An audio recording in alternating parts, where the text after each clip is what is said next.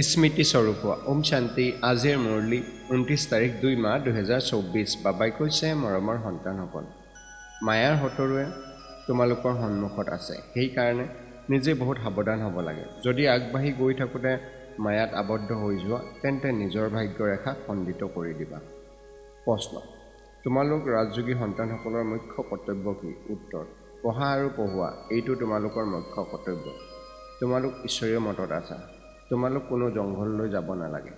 ঘৰ সংসাৰত থাকি শান্তিত বহি পিতাক স্মৰণ কৰিব লাগে। আল্ফ অৰ্থাৎ আল্লাহ আৰু বে অৰ্থাৎ বাদশ্বাহী, এই দুটি শব্দতেই তোমালোকৰ গোটেই পঢ়া অন্তৰ্ভুক্ত হৈ আছে। ওম শান্তি ধাৰণাৰ বাবে মুখ্য সাৰ: 1. পিতাৰ উত্তৰাধিকাৰ পুৰা অধিকাৰ ল'বৰ বাবে জীৱনতে মৰিব লাগে, তুলনীয়া হৈ যাব লাগে। কেতিয়াও নিজৰ উচ্চ ভাগ্যৰেখা খণ্ডিত কৰিব নালাগে। 2. কোনো ধৰণৰ অদৰকাৰী কথা শুনি সংশয়ত আহিব নালাগে। নিশ্চয়তা যাতে অলপো লৰচৰ নহয়। এই দুৰ্ধামত এতিয়া জুই লাগিব, সেয়েহে ইয়াৰ পৰা নিজৰ বুদ্ধিযোগ আঁতৰাই দিব লাগে।